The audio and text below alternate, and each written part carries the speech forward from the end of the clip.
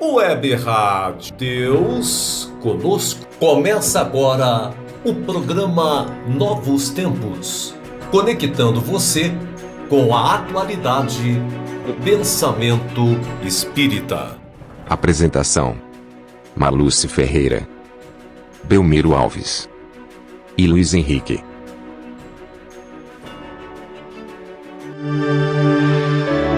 Web Rádio Deus Conosco. Aqui você navega em ondas de luz.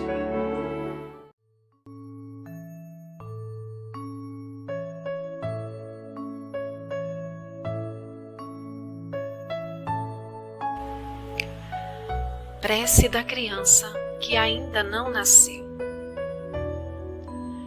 Mãe querida, sustenta-me agora para que eu te sustente depois. Não me expulses, nem me desprezes. Venho ao encontro de tuas esperanças. Junto de ti, estou na condição de anseio de teu anseio e de alma de tua alma.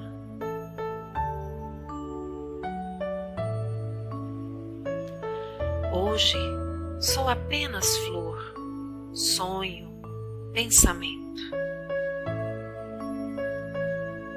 Amanhã serei a tua própria realização. Resguarda-me com amor, para que a confiança não me abandone. Protege-me contra o desequilíbrio. Cultiva as ideias positivas do bem, para que não me falte segurança contra o mal. Guarde-me no colo, em nome de Deus, para que a luz da fé em Deus se mantenha acesa dentro de mim.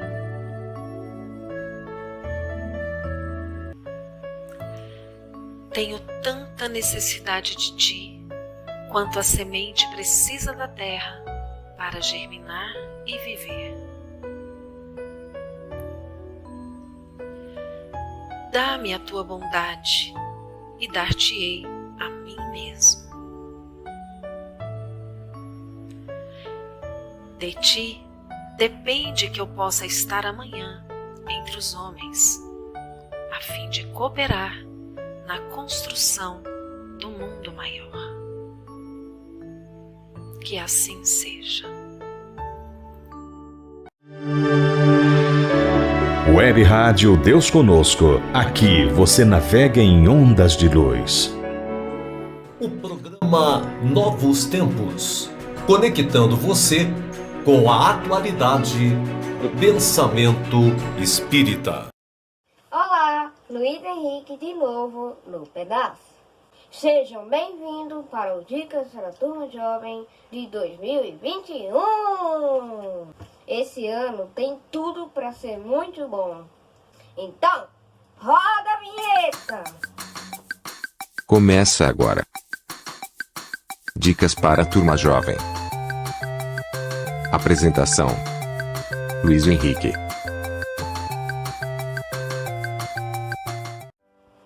Este ano quero paz no meu coração. Quem quiser ter um amigo que me dê a mão. O tempo passa e com ele caminhamos todos juntos, sem parar. Nossos passos pelo chão vão ficar.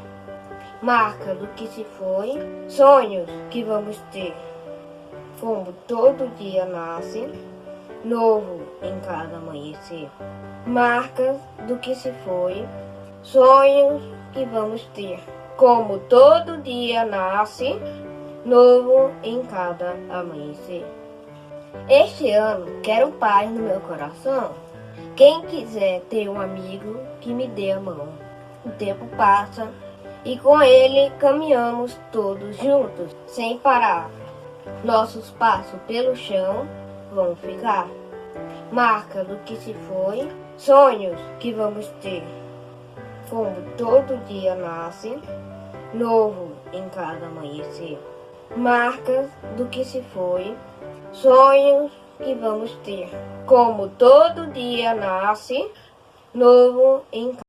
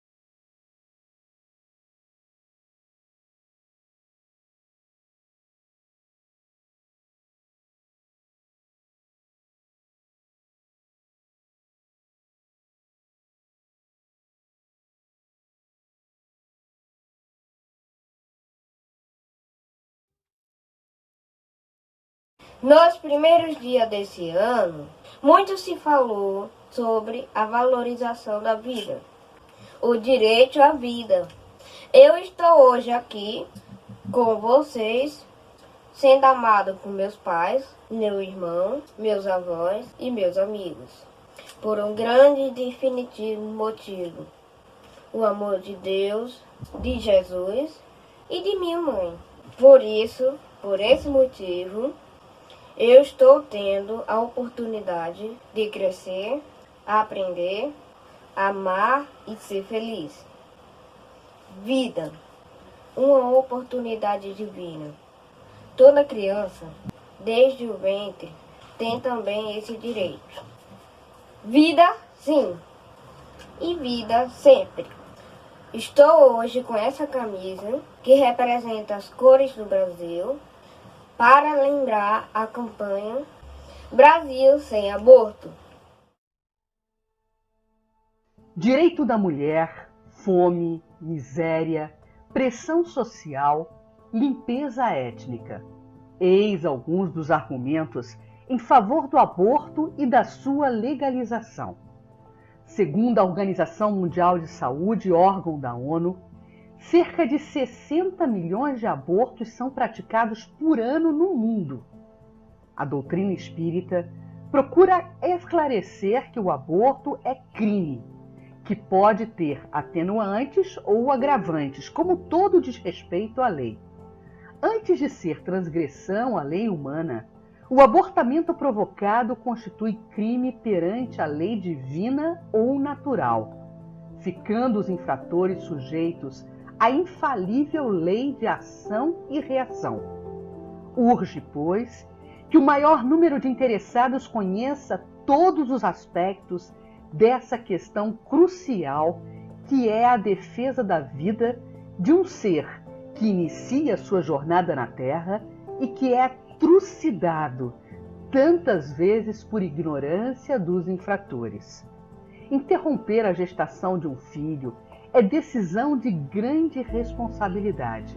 Entretanto, há quem o faça sem qualquer considerações de natureza médica, legal, moral ou espiritual, porque considera a gestação um fato meramente biológico e que somente as pessoas nela diretamente envolvidas têm o direito de decidir pelo seu desenvolvimento natural ou pela interrupção, sem culpa legal ou moral. Outros, há que, envolvidos numa situação de gravidez inesperada, imprevista, indesejada, inconveniente ou mesmo delituosa, gostariam de resolver a situação dentro de um contexto familiar, social, médico e legal, não sujeito a censura, risco ou sanção. Numeroso é o grupo dos que se debatem entre interesses pessoais, sentimentais, familiares, comunitários, sociais, políticos, exacerbados por querelas, teses, discussões e controvérsias sobre os aspectos morais, éticos e espirituais do aborto. No íntimo, permanecem, porém, em dúvida. Com a prática do aborto, os envolvidos assumam débitos perante a lei divina, por impedir a reencarnação de um espírito necessitado da oportunidade de progresso que a ele é concedida. Esta reflexão tem consonância com a reativação da campanha em defesa da vida, lançada em 1993 pela FEB, no sentido de proteger a vida humana desde a sua concepção, com abordagem dos problemas e das desastrosas consequências não só do aborto, como também da pena de morte, do suicídio e da eutanásia. Que os esclarecimentos apresentados aqui possam iluminar a todos, inclusive os que se tenham envolvido no problema do aborto. Exceção feita para salvar a vida de uma mulher, como admite a doutrina espírita, no Livro dos Espíritos, na questão 359, o aborto é um crime hediondo, em que não se ouve o outro lado, o lado do reencarnante, quando, em qualquer julgamento, o direito de defesa é sempre prioritário. É preciso lembrar que o direito de dar ou tomar vida só a Deus pertence.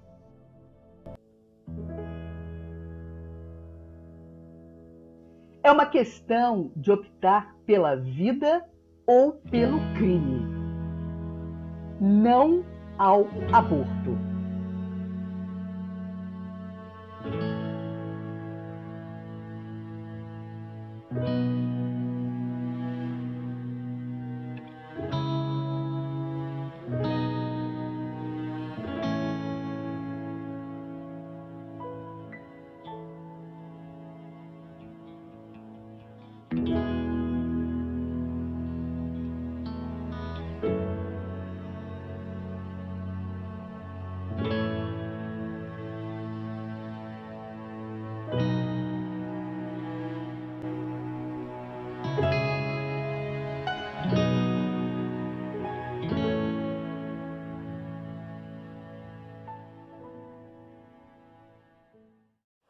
O programa de hoje foi sobre a valorização da vida em todas as épocas e sob todos os aspectos.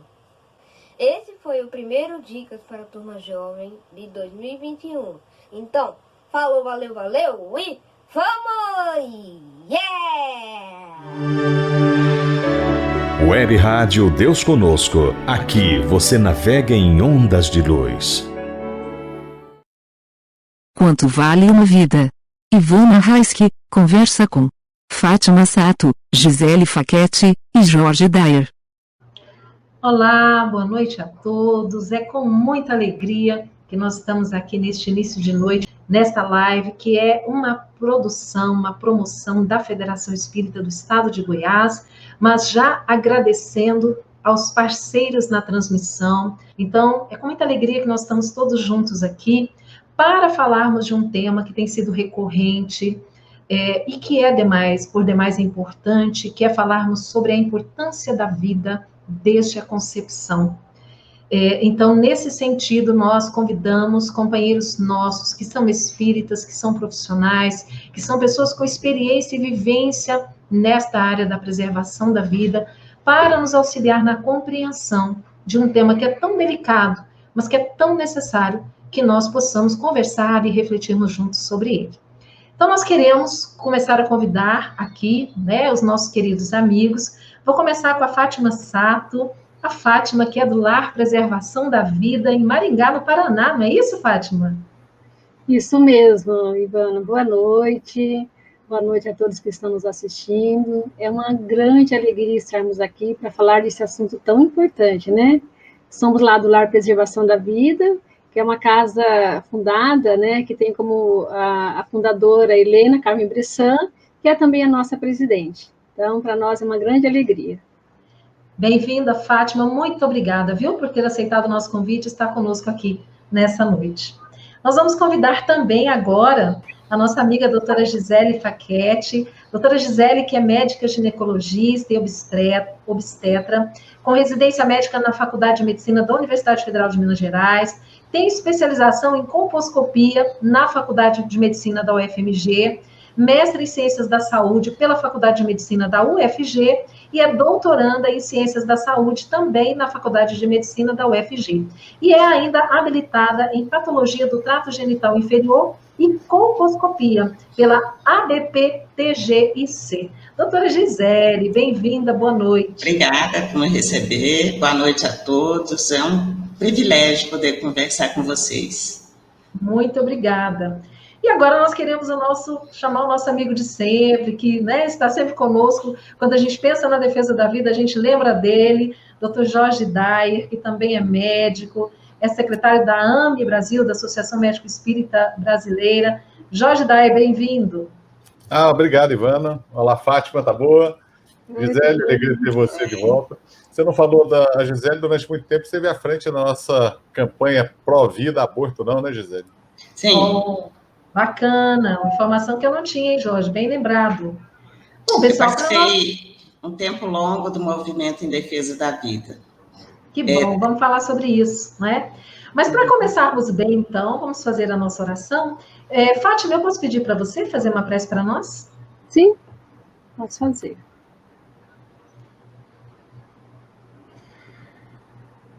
Unindo os nossos melhores sentimentos, elevamos ao nosso Pai, a Jesus, o nosso Mestre, aos nossos anjos guardiões, aos guardiões da vida, aos organizadores deste evento, agradecendo imensamente por esta oportunidade.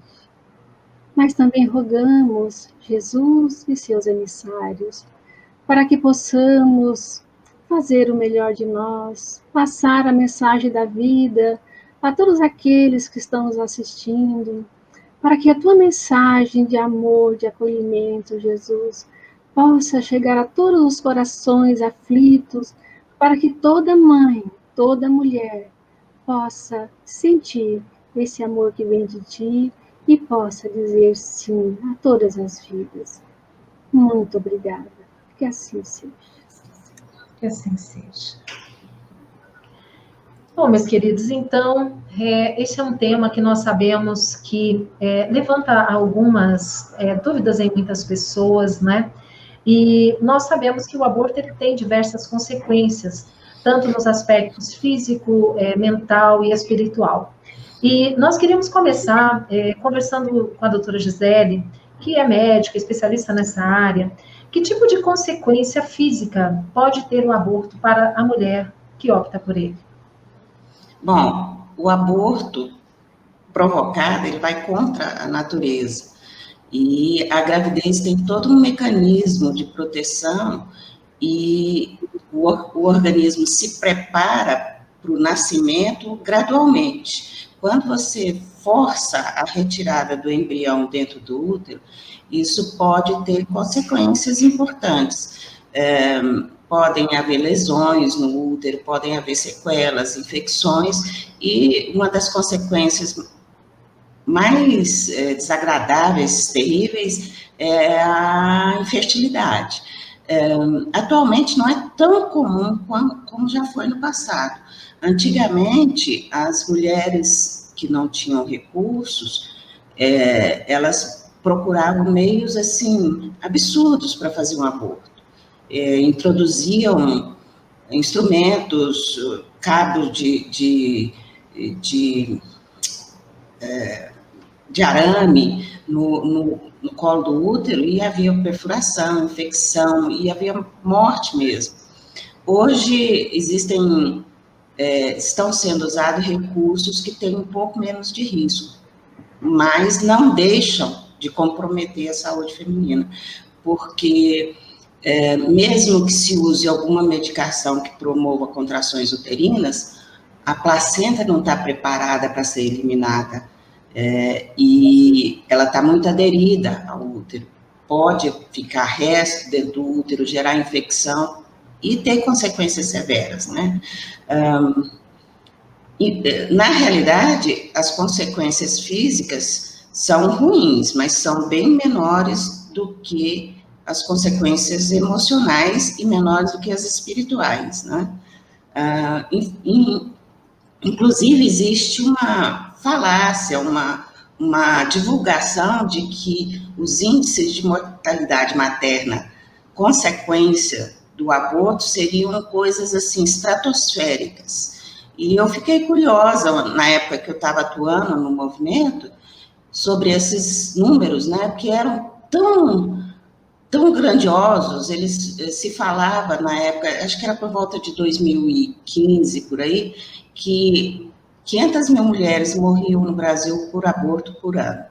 E eu fui verificar, isso não existe. Morre ainda gente por aborto, não só por aborto provocado, mas por aborto espontâneo também. Mas o índice de mortalidade é bem inferior a esse número, e é inferior a número de outros problemas que são igualmente assustadores, como, por exemplo, atropelamento e suicídio. Então, quando você conta realmente o número de mulheres que morrem, é bem menor do que se fala, mas o ideal seria que não acontecesse nenhuma morte por conta de aborto provocado, né? Doutora, só uma dúvida. O fato do aborto acontecer dentro de um hospital, com uma equipe médica, isso é garantia de que a mulher não terá nenhum tipo de consequência física? Reduz bastante o risco. Existem técnicas para casos, por exemplo, de aborto retido, em que ocorre o óbito do embrião e que você é obrigada a esvaziar o útero, e que são relativamente seguras. Então, dentro do hospital é mais seguro, mas não é isento de risco. Na manipulação uterina pode haver uma perfuração, uma lesão de alguma estrutura, pode haver infecção, pode haver lesão da camada interna do útero com aderências e depois com infertilidade. Então, mesmo sendo mais seguro dentro de um hospital, não é totalmente isento de risco. Certo. A gente acha interessante porque às vezes nós ouvimos uma expressão que as pessoas usam de aborto seguro. Mas nós ficamos pensando, né? Seguro para quem? Porque para o bebezinho que está sendo assassinado não tem segurança, né? E aí nós estamos falando de duas pessoas e não de uma só, não é? Mas eu queria falar com o Jorge, então. Jorge, quando a gente pensa, então, né? A doutora Gisele falou aí das consequências físicas, mas as consequências psicológicas, né, mentais, da mulher que faz o aborto. Você pode nos falar um pouco sobre isso? Seu áudio está bloqueado, Jorge. Desculpa. Existe um trabalho bem interessante, publicado, já tem, acho que 6 anos, não mais 7 anos, que analisou mulheres chilenas e viu-se um aumento maior de depressão das mulheres que cometiam aborto. Agora, a questão de como se encara o pós-aborto, na medida em que há uma pressão, essa pressão tem sido cada vez maior sobre a sociedade, tentando normalizar e dizer que aborto é uma opção da mulher e tudo mais, há também um desinteresse em levantar consequências psicológicas. Então, se existe... Porque por trás da questão do aborto, ou da causa do aborto, existem movimentos heterogêneos, mas que estão unidos numa única causa, e o mote é o empoderamento da mulher, ou a autonomia da mulher, e em cima disso não há um interesse generalizado, ou um interesse pelo menos maior, em avaliar as consequências. Então, se a gente for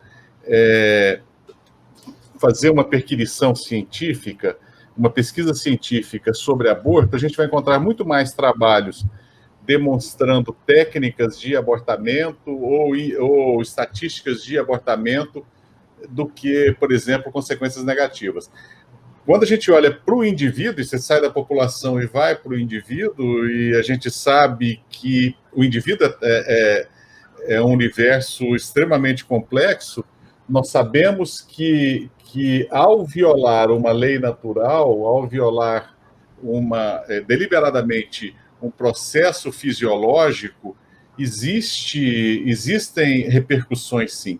A mulher, quando está grávida, a gente tem uma obstetra aqui ao lado, um ginecologista, pode falar com muita propriedade, porque a mulher, quando está grávida, há uma modificação orgânica para receber o bebê. Se você interrompe abruptamente, aí a gente fala no caso, por exemplo, em que há uma perda na gestação, uma perda de produto gestacional espontânea. A mulher sofre o abalo disso, porque o corpo dela se preparou para isso. Então, a gente viu agora a aprovação do aborto na Argentina, normatização de aborto até o 9º mês de gestação, e aí já sai de aborto, né, para trabalho de parto prematuro no Canadá.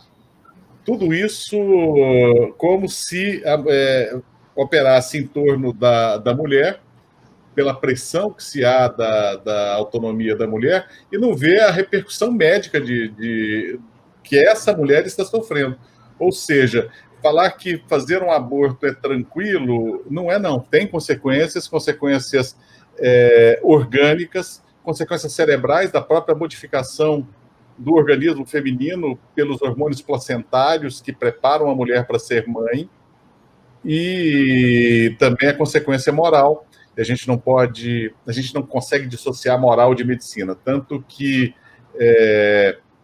moralidade e saúde é um tópico filosófico crescente que tem sido estudado na antropologia médica, e as chamadas doenças morais, André Luiz que chama de doença moral, né?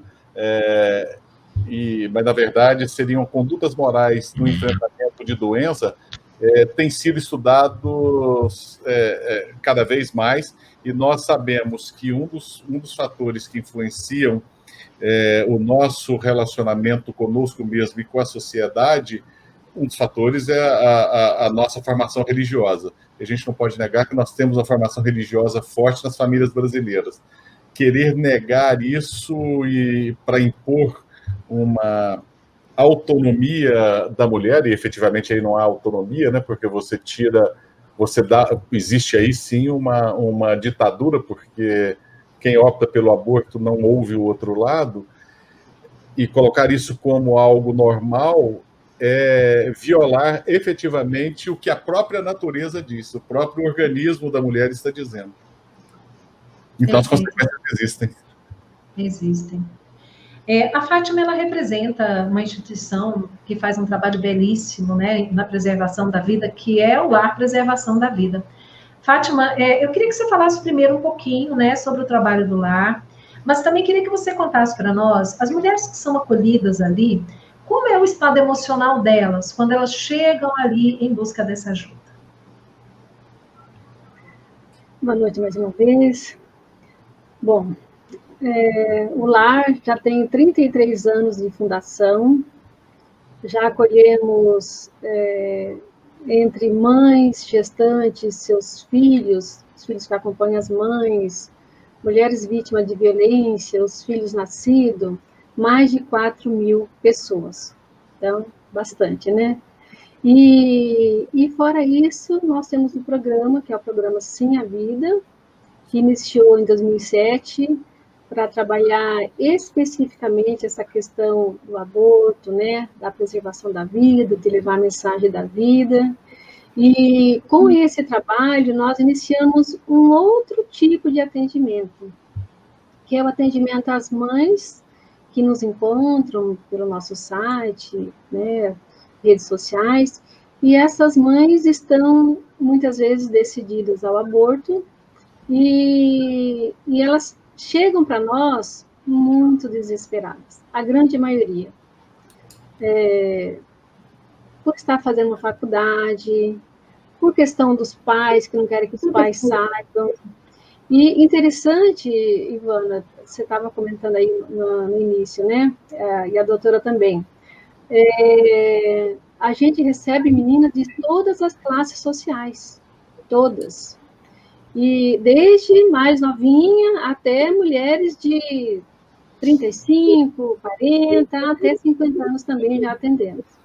Então, dificilmente a gente chega para nós, nesse público do Sim à Vida, né, que encontra a gente, né, pelo site, dificilmente a gente encontra uma mulher extremamente pobre, financeiramente falando, né?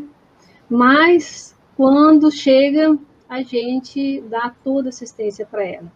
E outra coisa interessante também é que o Dr. Jorge comentou aí sobre o fator religião, né? Interessante que nós fazemos questão de perguntar a cada mãe com a qual a gente está conversando, né?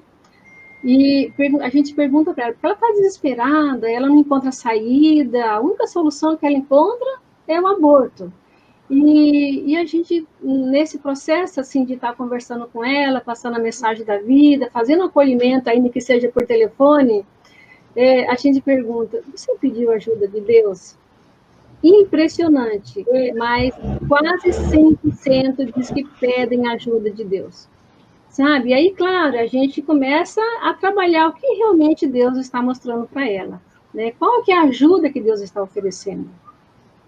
E aí, é nesse momento, assim, que muitas vezes elas choram, né? Elas se abrem, e a gente, às vezes, chora junto, e aí a gente vai, então, conversando com ela ali, compreender qual que é a real necessidade dela do momento em que a gente poderia ajudar. E a gente sempre oferece ajuda, elas não buscam ajuda financeira, mas nós sempre oferecemos. Questão de exames médicos, ultrassom, o pagamento de uma água, de uma luz, aluguel, remédio. Hoje mesmo a gente pagou uma conta de remédio, compramos numa farmácia lá em São Paulo, aqui do Paraná, lá em São Paulo, para uma mãezinha que está gestando o 8º filho. Isso é muito raro também, a gente encontrar mães de muitos filhos, muito raro. Mas essa, a gente está dando uma atenção muito especial para ela, aliás, com todas. Mas ela não tinha o dinheirinho para comprar o remédio e a gente comprou para ela. E a gente está acompanhando, a gente vai acompanhando, porque talvez a tarefa, não sei se é mais difícil, né? Porque dizer para ela está no desespero, eu aborto, né? Como o movimento abortista oferece, aparentemente é fácil, é mais fácil, só que a carga que fica ali é muito grande, mas o que ela precisa mesmo é do apoio, é do amparo, né? E talvez seja o mais difícil, porque você vai ter que caminhar junto com ela, muitas vezes, após o nascimento do bebê, às vezes você precisa dar uma assistência, a gente passa a ser para essa mãe uma referência. Na hora do apuro, ela recorre a nós. Então, é muito importante, já que nós estamos falando assim em rede, né, que esse movimento de acolhimento, de casas, às vezes nem tanto a casa de acolhimento, às vezes só o acolher, sabe, o caminhar junto, porque às vezes ela tem a sua casa, ela tem a sua família, ela não precisa sair dali de onde ela está, ela precisa ser ajudada ali onde ela está. Né? Então, graças a Deus, isso está ampliando bastante esse movimento pró-vida de acolhimento, mas ainda precisa mais ainda, né? E a casa, claro, a casa, quando a menina precisa ser acolhida, precisa ter a casa, o abrigo, né? Para ela saber que ali ela está segura, ela, muitas vezes, ela quer manter o seu sigilo, ela vem para lá porque ela não quer que ninguém saiba, e é um direito dela, né? Se ela tem mais que 18 anos, esse direito tem que ser respeitado. Então, ela vem de onde ela estiver. Eu vi aí no início da live, a pergunta é, quanto vale uma vida, né? Quando nós iniciamos o programa Sim a Vida e começamos a atender mulheres de todo o Brasil e até mulheres de outros países, né? Mas principalmente aqui do Brasil, a gente conversando, né, a Helena, e aí, como que nós vamos fazer, né, se tiver que trazer essas mãezinhas tão longe, né, para cá? A Helena, Fátima, quanto vale uma vida? A vida não tem preço, nós vamos trabalhar, nós vamos ganhar, a gente vai conseguir os recursos para acolher essa mãe e esse bebê. Então, isso foi acontecendo. Hoje, graças a Deus, com os vários grupos formados, em vários estados brasileiros e também fora do Brasil, nós temos grupos formados na Europa, são 6 grupos formados lá na Europa, em 6 países. Com a ajuda de todos, a gente consegue manter, ajudar, a gente consegue, quando a gente encontra a mãe sentindo a necessidade imediata, a gente na hora já oferece um recurso para ela e já resolve aquela situação dela. Fora o enxovalzinho que vai pelo correio. É muito caprichadinho, sabe? Então, assim, é algo gostoso, é bom você ver. Eu digo para você que nós conhecemos 3 realidades. A realidade da mulher grávida, que chega desesperada, achando que está no fim do mundo, que para ela é o fim do mundo. Nós conhecemos a mulher quando nasce o bebê, que é o começo de um novo mundo, os dois extremos, né? E nós conhecemos a realidade da mulher que abortou. Porque muitas mulheres também nos procuram no pós-aborto. Aquelas que nós estamos atendendo, que às vezes optaram pelo aborto. E também quando a gente realiza o trabalhinho de valorização da vida, com a dinâmica que vocês acho que já conhecem, né? Nos congressos onde a gente participa, a gente realiza essa dinâmica. Muitas mulheres que abortaram há 5, 10, 20 anos, 30 anos, choram comovidas com um aborto que ela realizou há muito tempo. Então, o aborto deixa marcas profundas, de difícil cicatrização. E nós temos também todo um trabalho para resgatar essa mulher desse abismo em que ela se encontra, né? Lembrando sempre daquela frase, né, que o amor cobre uma multidão de pecados, né? Que amor é esse? O amor em ação, né? O amor doando o seu amor para uma mãe, para uma criança, para uma família. E conforme você vai doando, você vai trabalhando em prol do outro, a sua dor vai sendo amenizada. Então, é assim que a gente vai conseguindo trabalhar. Eu posso dizer que eu sou testemunha, né, de muitos resultados. A Fátima, o Lar Preservação da Vida, ele faz parte de uma rede, né, Fátima, que existe no Brasil, sim. De várias pessoas que estão unidas exatamente para oferecer esse amparo, esse auxílio às mulheres que estão grávidas e que por qualquer motivo, né, pensam no aborto, por não encontrarem uma outra opção. Nós temos visto resultados belíssimos, né, histórias lindas, que depois que a mulher tem um filho, a gente vê ela com o filhinho no colo, nos braços, e dizendo, né, como ela se arrepende de ter pelo menos pensado, né, na possibilidade daquele filho. Muitas vezes nós somos acionados né, nos lugares onde estamos, para ajudarmos pessoas ali daquela localidade, e aí podemos acompanhar de perto também, né, o resultado.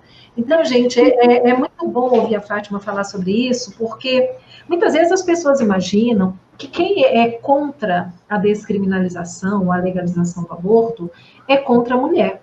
E não tem nada a ver uma coisa com a outra, né? As pessoas às vezes dizem assim, mas a gente não deve condenar, a gente deve amparar, a gente deve auxiliar, a gente deve educar. Sim, a gente precisa fazer isso e fazemos, né? Existem muitas pessoas fazendo isso, mas é um trabalho silencioso, porque o bem não precisa dessa propaganda, a gente faz silenciosamente, preservando, inclusive, né, o sigilo das pessoas. Então, nós precisamos buscar formas de ajudar essa mulher para que ela possa ter o seu filho. Mas mesmo que ela não possa criar esse filho, que ela possa dar à luz a ele e entregar em adoção. Né? Nós sabemos que existem leis que permitem, a mulher ela pode entregar o filho em adoção. Então, existem outras formas, existem outras soluções que não sejam o aborto. Mas eu queria, Jorge, conversar um pouco contigo.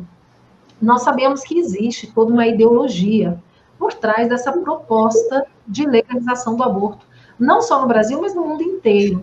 Existem interesses também por trás dessa proposta, não é isso? Você podia falar para a gente um pouquinho?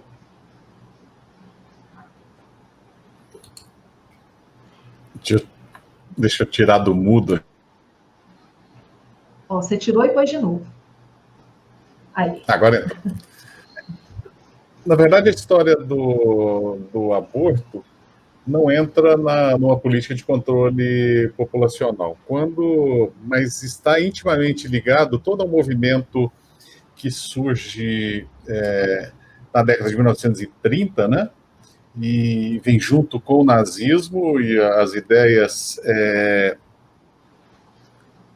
nazistas de uma raça pura, as ideias de eugenia, teve uma repercussão muito forte na sociedade americana, na sociedade europeia em geral, entre os aristocratas, tanto europeus quanto americanos, e isso levou à criação de grupos que financiavam o planejamento familiar, incluindo as várias formas de planejamento familiar. Mas o clímax de tudo isso, dessa ideia de você levar um planejamento familiar, o clímax ele surge na organização, na própria ONU, né, Organização das Nações Unidas, onde um fundo americano chamado USAID, que foi presidido durante um tempo por Robert McNamara, que depois foi presidente do FED e também do Banco Mundial, onde financiavam largamente países pobres em troca de programas de diminuição de fertilidade. Com isso, nós tivemos na Índia uma distribuição gigantesca de DIU, dispositivo intrauterino, e que levou a quase dizimação, foi quase um genocídio de um grupo étnico indiano, salvo engano, no centro da Índia, porque esses dispositivos intrauterinos estavam vencidos e provocou infecções gigantescas. Houve também quase um genocídio no Peru, com um grupo étnico específico, com esse programa. Na Índia ficou muito descarado que quando a época primeira-ministra Indira Gandhi, ela pede um auxílio a Washington, porque eles estavam passando por um processo de fome, e muitas pessoas morrendo por fome, e o USAID oferece ajuda bilionária, desde que eles implantassem uma política populacional para redução da população.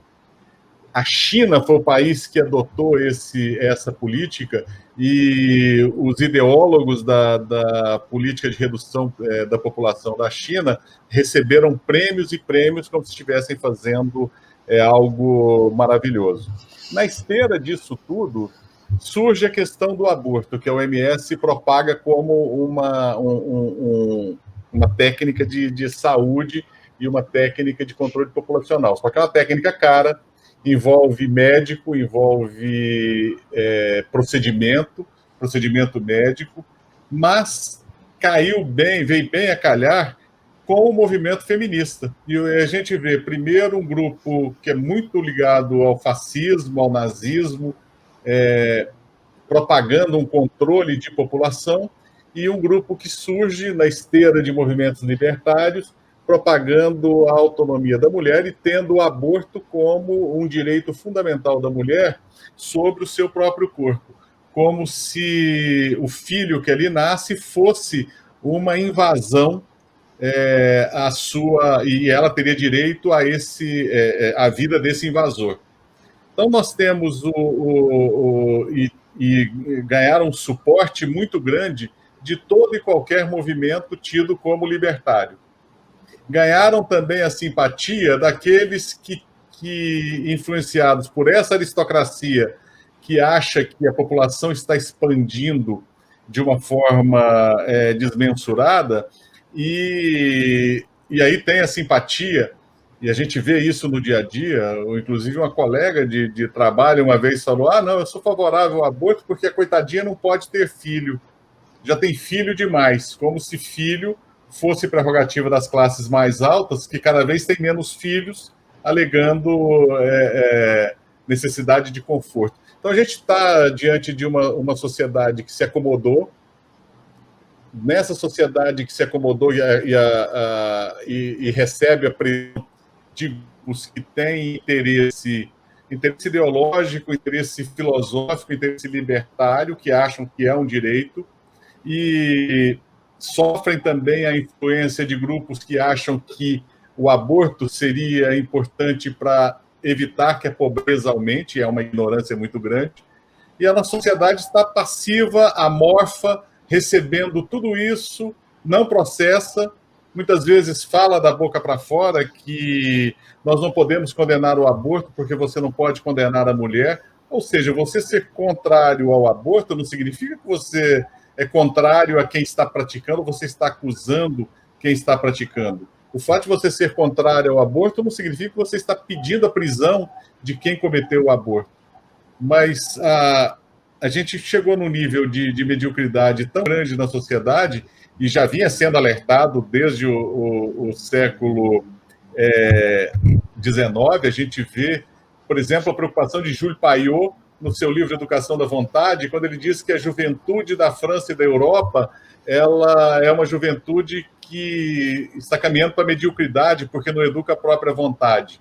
A gente vê José Ortega y Gasset, em Rebelião das Massas, publicado começa a ser escrito na década de 30, durante a Revolução Espanhola, e Ortega y Gasset diz que as massas dominaram, chegaram ao poder, e ele chama de massa não o movimento de manobra, mas todo o aspecto psicológico das pessoas que se aglomeram e são amorfas, perdem o senso crítico. A gente chegou nessa situação. Então lançam a questão do aborto. Nós temos grupos ideológicos que defendem o aborto por essa questão, faz parte do meu programa ideológico ou programa partidário, grupos que defendem por uma questão filosófica e grupos que defendem por uma questão pseudo-aristocrática, e pessoas que recebem tudo isso e não raciocinam e deixam de pensar que a mulher, quando engravida, ela está recebendo uma vida, um ser que se desenvolve por si próprio. Jérôme Lejeune já num texto maravilhoso, ele diz que o embrião é como uma sinfonia que se autocompõe, se autorrege, se desenvolve por si mesma. Só depende dele, a mulher só empresta o útero. Então esquece-se dessa outra parte, né, da vida. E por isso que esse trabalho da Fátima, que é um trabalho corajoso, o trabalho que a Gisele encampou durante muito tempo, que também é um trabalho que você põe a cara na rua, né, se mostra, é muito louvável, né? Pois não, pode falar, doutora.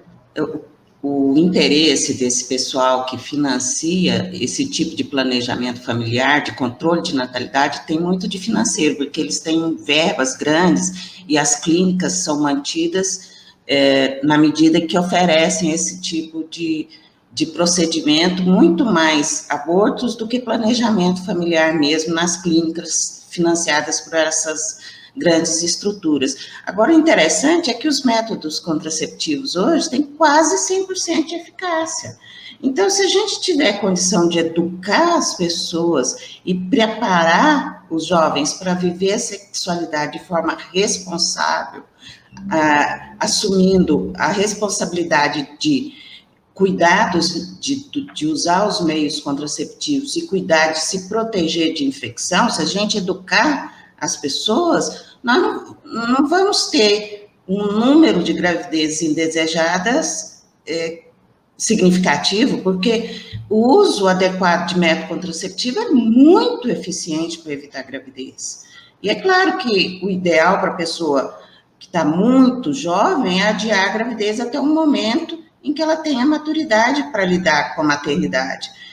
E nós estamos tendo um problema grande de gravidez em meninas muito jovens, por despreparo. Elas têm informação e estímulo para viver como adultos antes da hora, mas não têm educação para viver como adulto. E isso, sim, deveria se investir na educação, né? Perfeito. Doutora, nós poderíamos dizer hoje que no Brasil todo as mulheres têm acesso aos métodos contraceptivos? Tem acesso. Pode haver alguma limitação no setor público, mas tem um acesso bem razoável. Talvez em algumas porções mais restritas, as pessoas não tenham acesso. A grande questão é a falta de, especialmente o número exagerado de gravidez na adolescência, é aquela impressão que o adolescente tem que com ele não vai acontecer. É uma irresponsabilidade própria dessa fase de achar que é dono do mundo. Então, se a gente não fizer uma educação no momento certo, a gente não alcança. Quando se vai atender uma menina de 15 anos, ela já pode estar grávida. Então, nós temos que preparar cedo, inclusive porque existe um acesso a informações truncadas da internet. A gente está vendo criança vendo pornografia na internet. Então, a gente vai ter que educar para viver a sexualidade de forma segura mais cedo. Nós temos que ter abertura com os jovens para cuidar disso. E essa questão de educação para a sexualidade e de uso de método contraceptivo, orientação, educação para esse uso, é uma diferença, um pontinho de conflito dentro do movimento em defesa da vida, porque tem um grupo que não aceita, que era um movimento supra-religioso, né? Todas as religiões cristãs e outros entravam no mesmo movimento, mas havia uma ação contrária ao uso de método contraceptivo de um dos grupos, especialmente o grupo mais fundamentalista católico, que restringia. Então, esse é um ponto delicado, porque se você não oferece educação, você vai estar lidando com problemas importantes. A gente tem que orientar, inclusive para aquelas pessoas que queiram a gravidez mais cedo, porque isso pode acontecer. A gente tem uma ou outra pessoa que está preparada e que vai estar melhor orientada para cuidar da gravidez, inclusive, né? Então, esse é um ponto de conflito que dificulta a atuação e que, na minha ótica, coloca, talvez, essa impressão de que quem é contra o aborto é contra a mulher. Mas nós, especialmente, que aceitamos os cuidados com a saúde e as condutas preventivas, nós sabemos que tem muitos meios, além de um meio radical de interromper uma gravidez, né? E estamos chegando a um absurdo, assim, é quase um filme de terror, sem imaginar que foi aprovado num dos estados, acho que foi Idaho, nos Estados Unidos, foi aprovada a interrupção da gravidez até o último dia. Quer dizer, você faz um par, é uma coisa esdrúxula, um bebê maduro. É um assassinato, né, gente? É um assassinato, é uma coisa... E isso mostra uma questão. Quando é que a vida é vida humana? Isso, eu ia te perguntar isso, doutora. Quando é que começa a vida? Bom, na minha ótica, é a partir da concepção, da fecundação. Agora, os movimentos a favor do aborto, eles colocam um monte de data que chegou até esse extremo de sendo antes do parto, pode-se fazer. Quer dizer, se você fez uma cesariana, tirou um neném antes da mulher entrar em trabalho de parto, você pode sacrificar essa criança. Se essa criança nasceu de parto normal, foi registrada e a mãe sacrificar, é um crime hediondo. Quer dizer, é a mesma coisa, não é? E se você vai regredindo, então, com 7 meses é a mesma coisa, é ruim do mesmo jeito. Com 6 meses de gravidez, também é horroroso, o bebê está formado, e você vai voltando, e cada vez você vê que tem uma coisa atroz nessa interrupção, porque a vida, ela está no potencial também, no potencial de vida. E o que tem o potencial de formar um ser humano? É o ovo humano, que é o óvulo fecundado pelo espermatozoide. Não vai formar nada diferente de um ser humano, não é isso? Doutora, e só mais uma pergunta. O feto sente dor? O embrião, quando ele é agredido no útero, ele sente dor? Existe algum estudo que comprova isso? Não, sente, porque o sistema nervoso se forma relativamente cedo. Das linhas considera que não seria aborto até a formação do sistema nervoso, porque não sente. Mas aí você imagina, por exemplo, que uma pessoa em coma, que não está sentindo, a vida dela não tem valor? É um parâmetro, é só circunstancial, né? Então, forma muito cedo o sistema nervoso que vai permitir a sensibilidade. Sente dor, sim, no momento em que uma mulher vai ter ciência de que está grávida e até providenciar isso, ela não vai conseguir fazer antes dessa fase que sente dor. Entendi.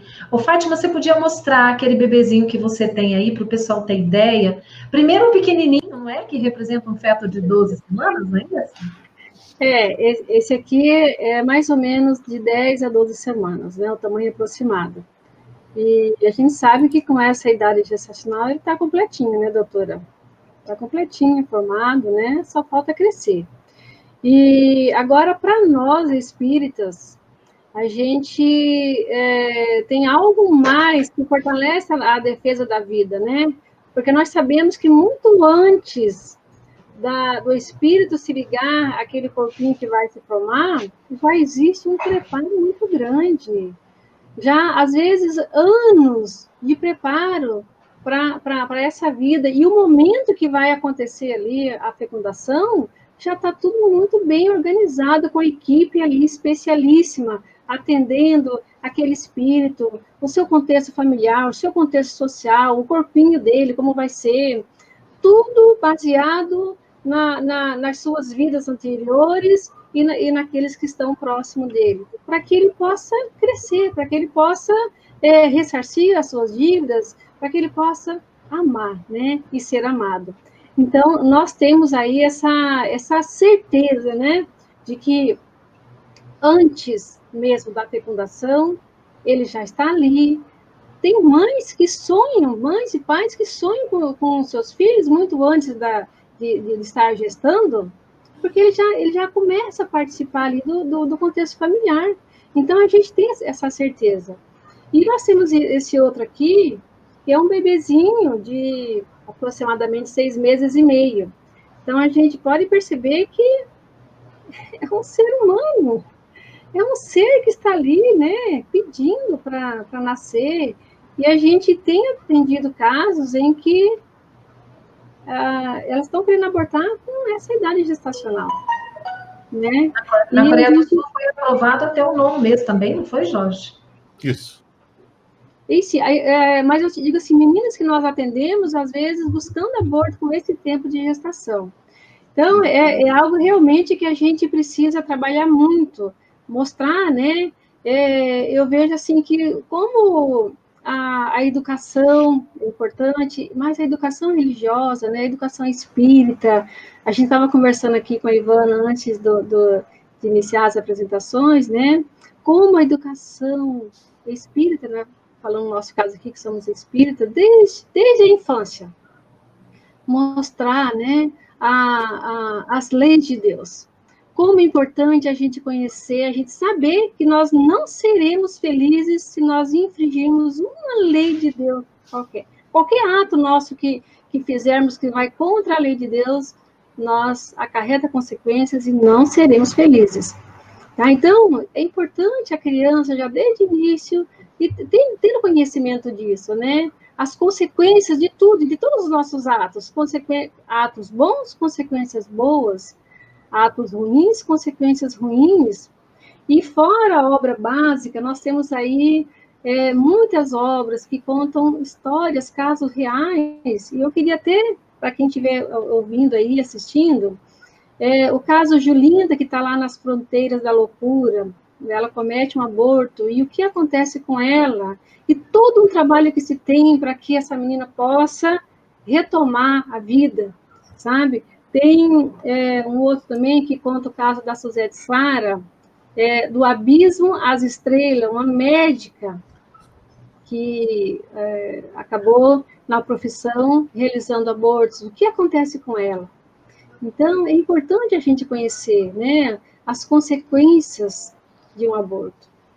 Tem uma coisinha que eu gostaria de relatar, que foi uma experiência pessoal minha e que me impressionou muito, porque eu sempre achei que a mulher sofria muito com aborto.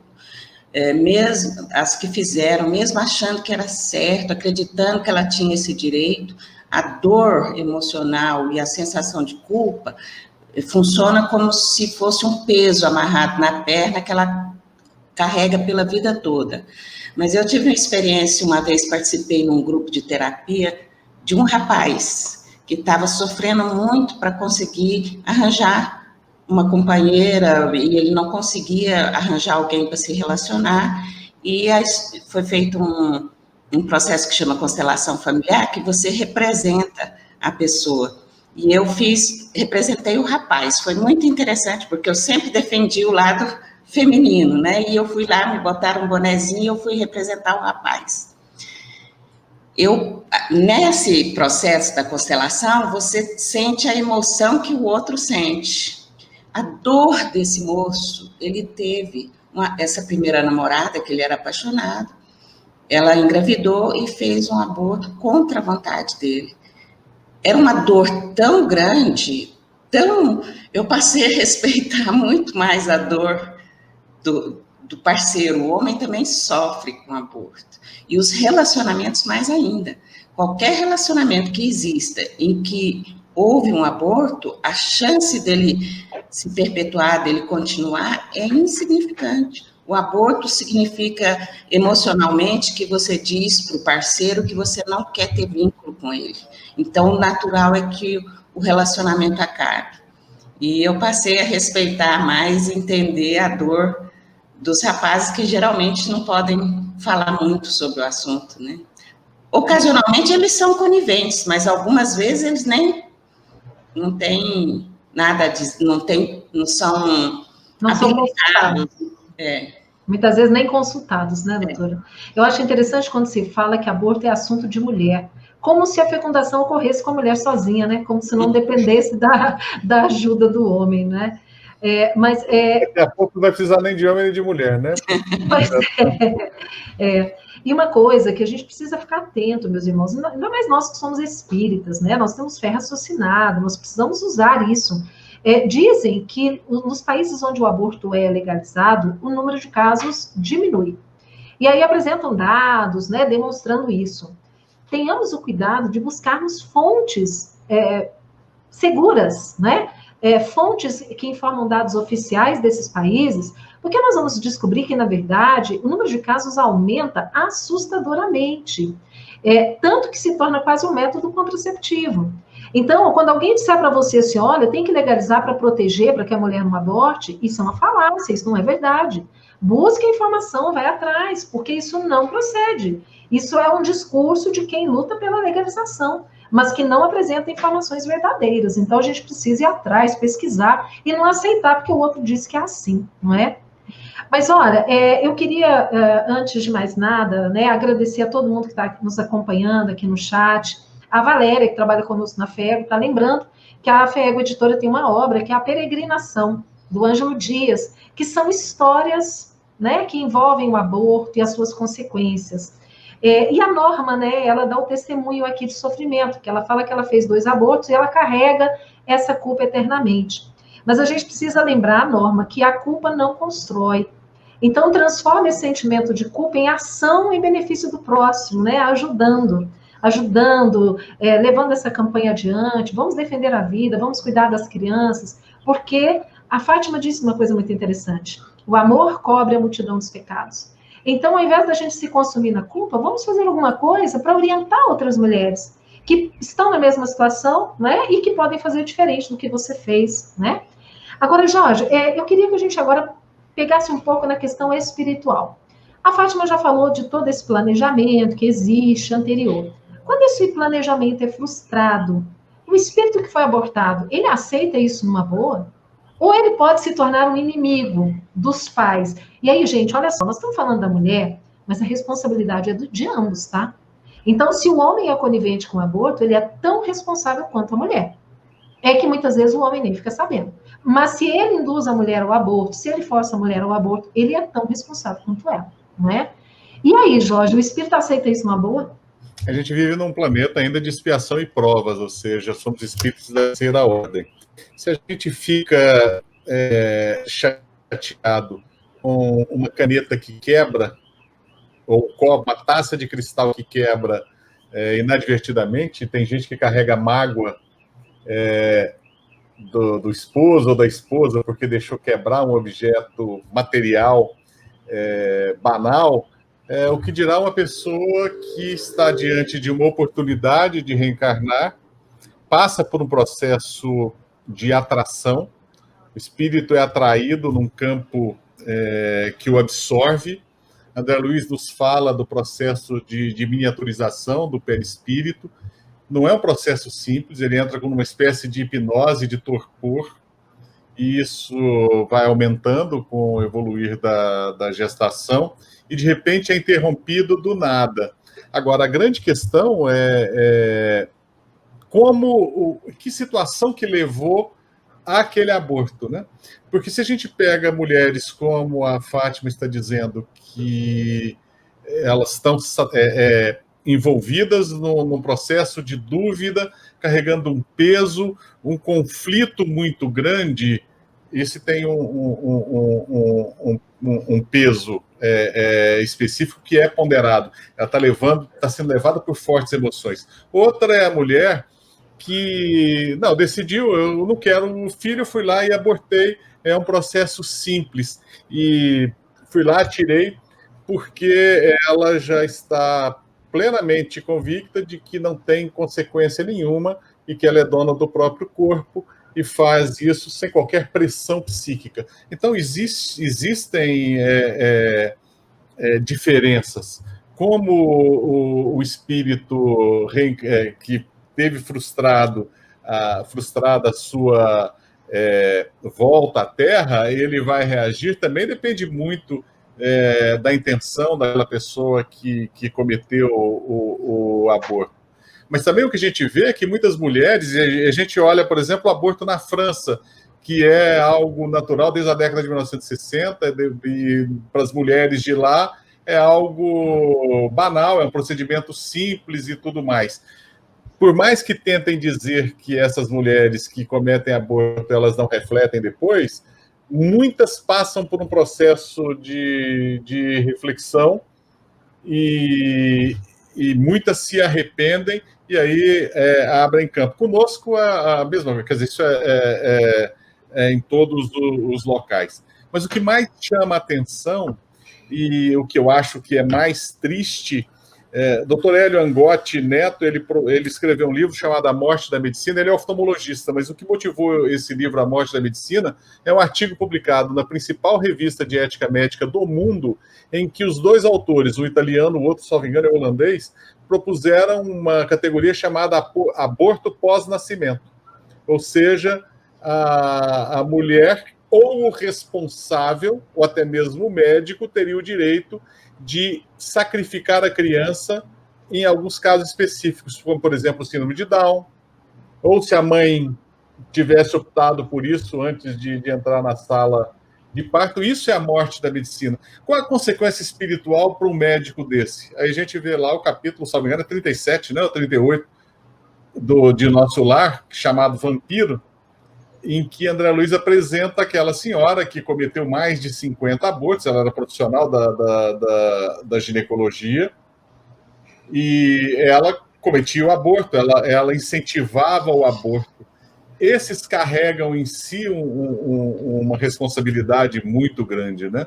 Então, as consequências espirituais, elas vão sempre existir, porque nós somos seres morais. A gente não consegue fugir dessa realidade. Nós somos seres espirituais, e como seres espirituais, nós não existimos em função da matéria, mas nós organizamos a matéria em função da nossa existência. E isso e o fato de organizar a matéria em função da nossa existência, ele se dá pela nossa ligação direta com Deus, a nossa herança divina. Nós somos imagem e semelhança. E tudo que nós fazemos deve nos levar ao crescimento dessa imagem e semelhança com Deus. E quando interrompemos ou quando desrespeitamos a lei divina, nós provocamos sofrimento. Então, os espíritos nos dizem que o homem só é infeliz quando se afasta das leis de Deus. E quando nós interrompemos uma gestação, ou cometemos um crime de adultério, e pode ser o adultério do casal, ou adultério de determinados documentos, ou qualquer tipo de violação, cada um tem seu peso, mas não deixa de pesar na nossa economia quando nós ponderamos o que eu poderia ter feito de positivo e de bem e acabei não fazendo. Ou o bem que eu poderia fazer foi substituído por um mal que acabei cometendo. Mas todos nós também, a gente tem que olhar, e aí eu falo para a Norma, nós somos seres humanos. Como seres humanos, nós carregamos o nosso coração em plena ligação com Deus, e muitas vezes as nossas mãos se identificam com o diabo. Eu ouvi essa expressão numa peça irlandesa representável, e o ator coloca enquanto ele está esganando um homem até a morte, no palco, ele diz: o meu coração pertence a Deus, mas as minhas mãos eu não controlo, elas pertencem ao diabo. É a nossa dualidade, a nossa condição de espíritos ainda da terceira ordem, que temos as nossas inferioridades e vamos progredir, né, se Deus quiser, temos a perfeição relativa. Eu falei demais, já deu 8h30 aqui. Gente, na verdade, nós precisamos estudar sobre esse tema, não é? Vamos nos aprofundar neste estudo, não somente do ponto de vista espírita, né, das consequências espirituais do aborto, mas também do ponto de vista material mesmo, as consequências, o porquê. Às vezes a gente fala, né, que o aborto é um crime diante dos olhos de Deus e também das leis humanas. Mas eu ouvi essa semana o depoimento de uma amiga nossa, que é juíza há mais de 20 anos, né, na magistratura, e ela disse: Ivana, eu nunca soube de uma mulher que tenha sido presa porque cometeu aborto. Por quê? Porque a justiça, ela não é cega, não. O juiz, ele entende, mas existe toda uma estrutura por trás que não está preocupado com a saúde da mulher, está preocupado em ganhar dinheiro, está preocupado em se beneficiar de toda uma indústria que existe em torno do aborto. É isso que nós precisamos coibir. Então, essa mulher, mesmo que ela seja pega em aborto, existem outras formas de lidar com essa mulher, que, na verdade, também, às vezes, é muito mais uma vítima. Não é? Mas se nós legalizarmos, aí a coisa, gente, perde-se o controle. Aí, como o Jorge disse, tem países em que o aborto é legalizado, que eles já fazem prática de eugenia. Se a criança tem um pequeno defeito, um lábio leporino, um pezinho torto, a mãe pode pedir para abortar, porque ela não quer um filho deficiente. Então, vejam ao ponto que nós chegamos. E nós que somos espíritas, nós temos uma responsabilidade de levarmos esses esclarecimentos, não é? Então, eu tenho certeza que uma live é insuficiente para a gente falar de tudo. Essa é uma live em que a gente procura chamar a atenção de todos para estudarmos mais, promoveremos outras, esperamos convidar outras vezes, né, doutora Gisele, Fátima, Jorge, mas como nós já estamos aí com 1h02 de conversa, nós queremos passar para que vocês façam, então, as suas considerações finais, para que nós possamos partir para o nosso encerramento. Eu gostaria de começar com o Jorge. Alegria estar com vocês. Gostei da armadilha da Ivana de trazer a Gisele de volta para o movimento. Gisele, bem-vinda de volta. A armadilha é dele, viu, Gisele? Eu só fui na onda, gostei. Um beijão em todos. Fátima, prazer em te rever. Já encontrei a Fátima em alguns locais do mundo. Um beijão grande. Obrigado, Ivana, pelo convite. Nós que agradecemos a sua participação, viu, Jorge? Sempre solícito aí, nos ajudando, nos atendendo. Doutora Gisele? Bom, eu me afastei do movimento porque resolvi estudar. Eu fiz mestrado, agora estou fazendo doutorado, né? E a gente tem que dosar um pouquinho as coisas. O que eu queria dizer é para as mulheres que passaram por essa experiência de um aborto provocado, é que a dor emocional tem cura, que a assistência espiritual é muito grande e que é possível se reconciliar com o filho que foi abortado. Através das preces e da ação no bem, a gente se reconcilia e supera a culpa. E isso é um projeto de vida que tem que ser realizado nessa encarnação. Então, essa dor do que já passou pode ser superada. E eu já vi isso acontecer muito. Muito obrigada, adorei estar com vocês. Obrigada, doutora Gisele, muito obrigada mesmo por estar aqui conosco. Antes de passar para a Fátima, nós queremos registrar aqui conosco a nossa querida Elza Rossi, que é a presidente da BUS, né, da Federação Espírita do Reino Unido, e que é também nossa amiga, parceira, e, inclusive, logo no início de fevereiro, está sendo preparado uma live, um programa, em que a Elza estará junto com a Nádia do Couto Vale, a Clara Lila Gonzalez de Araújo, a Heloísa Pires e a Cristiane Drux, também com a ajuda da Isabela Paiva. Elas estarão tratando sobre o tema adoção. Então, olha, quem quiser saber mais sobre adoção, a Denise, que está aqui conosco, né, comentou sobre o processo, às vezes, moroso, né, o processo legal moroso que ainda existe no Brasil em relação à adoção. Este é um tema que nós trataremos na primeira sexta-feira de fevereiro. Será divulgado pelo canal do IGES e a gente já aproveita convidando todo mundo para assistir, porque é um tema intimamente ligado com essa temática do aborto, né? E também falar com o nosso companheiro que colocou um comentário aqui, falando da dificuldade que ele tem em relacionar com a mãe. O Kane, ele disse que nasceu prematuro. Será que minha mãe e eu somos inimigos? É por isso que a gente briga tanto? É difícil saber, né, Kane? A gente sabe que a família é a oportunidade que Deus nos dá de repararmos erros do passado, né, de renascermos juntos com os desafetos, mas também com os afetos. Então, o mais importante é assim, ama sua mãe, tenha paciência com ela, né? A gente aprende a conviver com o outro, com as dificuldades, com os defeitos, porque é a oportunidade que Deus nos dá. Não é isso, Fátima? Está contigo. Eu também quero agradecer bastante essa oportunidade, rever os amigos, Ivana, Jorge, conhecer a doutora Gisele. Então, realmente, é um momento muito especial. E eu gostaria de falar para aquela mãezinha que está gestante agora, que está enfrentando dificuldades, que às vezes sozinha não contou para ninguém ainda que está gestante, e às vezes passa pela cabeça essa busca por aborto. Então, nós queríamos falar para você, mãezinha, porque você já é mãe. A partir do momento que houve uma fecundação, um espírito já está ligado a esse corpo, então você já é mãe. Nós estamos com você.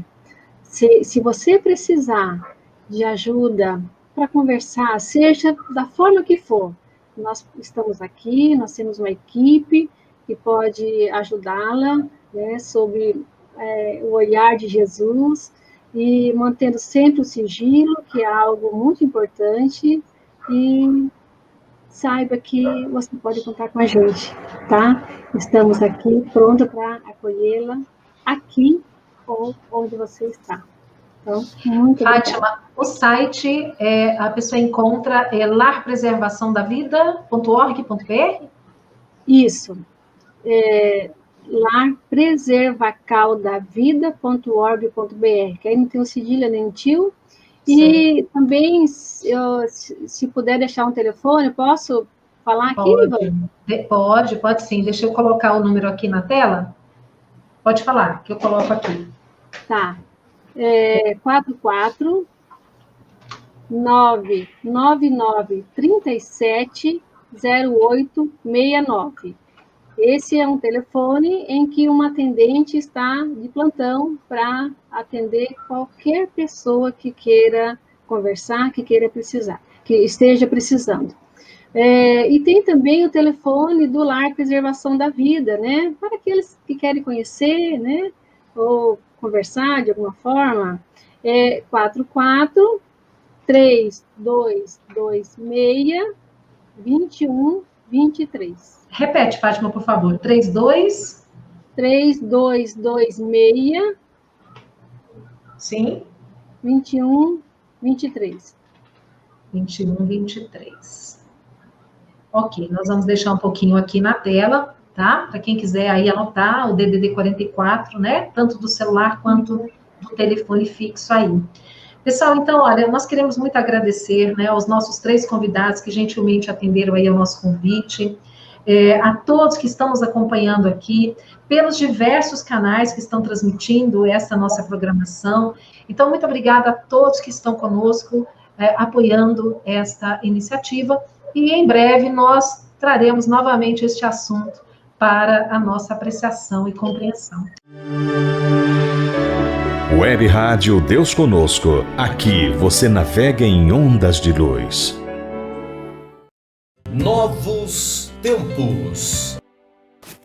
Infelizmente, o programa chegou ao final. Na próxima semana estaremos de volta. Não esqueça de curtir o vídeo, se inscrever no canal e ativar a notificação. Tchau!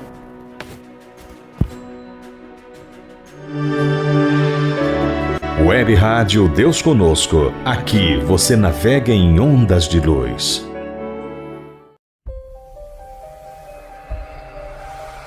Produção, montagem e edição: BL Produções.